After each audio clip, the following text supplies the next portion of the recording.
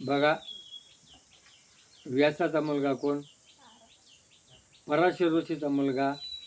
पराशर ऋषीने कोणाला भोग दिला? मत्स्यगंधेला. आणि तिच्यापासून मुलगा झाला तो कोण झाला?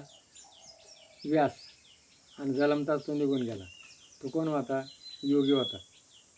आणि व्यासाच्या पोटी जन्माला कोण आला? सुख.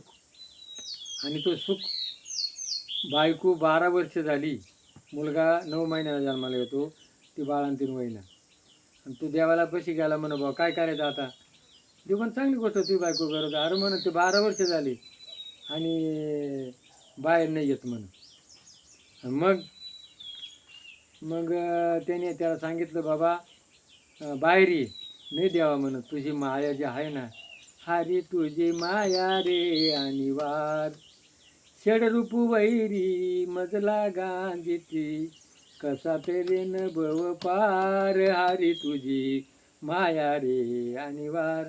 तुझी माया आहे ना, ही मला तिची भीती वाटते. मग म्हणून माझी माया तुला काय करणार नाही. आणि मग तो बाहेर आला आणि तो पळायला लागला. आणि मग बापाने त्याचं नाव ठेवेल नव्हतं, सुख सुख केलं आणि त्याचं नाव काढलं सुख पडलं. तर बघा, हा शंकराचा अवतार आहे सुखमुनी. उघडा, अंगात कपडा नाही, अंगाला भस्म. आणि त्या सुखाने कोणाला उपदेश केला? परिस्थिती राजाला. आणि भागवत गीता.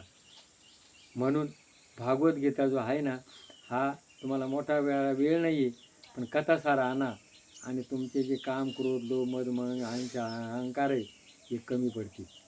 भागवत गीतामध्ये काय सांगितले? आत्मज्ञान. आज प्रत्येक माणसाच्या पाठीमागं काय झाले?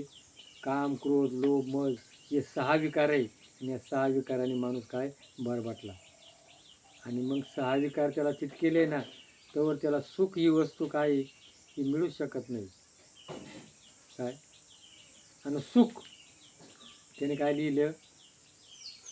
काय लिहिलं? भागवत.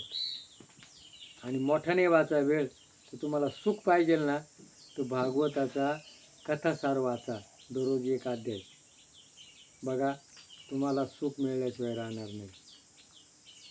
काय? मी पूर्ण अभ्यास केला, सुख कशात आहे? तर सुख या भागवताच्या दुसऱ्या अध्याय कथासार ग्रंथात आहे आणि गीतेच्या दुसऱ्या अध्यायात आहे.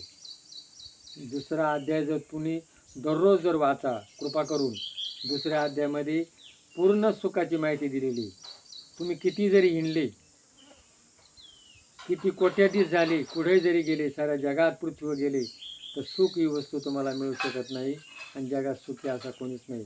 तर सुख पाहिजे असेल तर भागवताच्या दुसऱ्या अध्यायामध्ये, कथासारमध्ये, गीतेच्या दुसऱ्या अध्यायामध्ये सुख कुठे? दासबोधामध्ये सुख कुठे? तुकारामाच्या गाथ्यामध्ये सुख कुठे? हरिपाठामध्ये. बघा, तुम्ही हरिपाठ घ्या, हरिपाठामध्ये सगळं आत्मज्ञान आहे. तुकारामाच्या गाथ्यात आत्मज्ञान आहे, दासबोधात आत्मज्ञान आहे, भागवतात आत्मज्ञान आहे आणि गीतेच्या दुसऱ्या अध्यायात आत्मज्ञान. गीता ज्ञानेश्वरीचा दुसरा अध्याय घ्या. तर सुखा लागी जरी तू करशी तळमळ, तरी तू गीतेचा दुसरा अध्याय वाच एक वेळ, ज्ञानेश्वरीचा अध्याय वाच एक वेळ, तरी तू अवघाची सुख रपवशी, जन्म मरणाचे दुःख विसरशी. जर सुख जर पाहिजे असेल तर गीतेचा दुसरा अध्याय वाचा, ज्ञानेश्वरीचा दुसरा अध्याय वाचा, भागवत कथासार वाचा आणि याच्यात आपल्याला खरं सुख आहे हे मिळणार आहे. एरवी तुम्ही किती जरी हिंडले तर सुख नावाची वस्तू तुम्हाला कुठंच मिळणार नाही. हे जर पटलं असेल क्लिक करा. जय वैद्यनाथ महाराज की जय.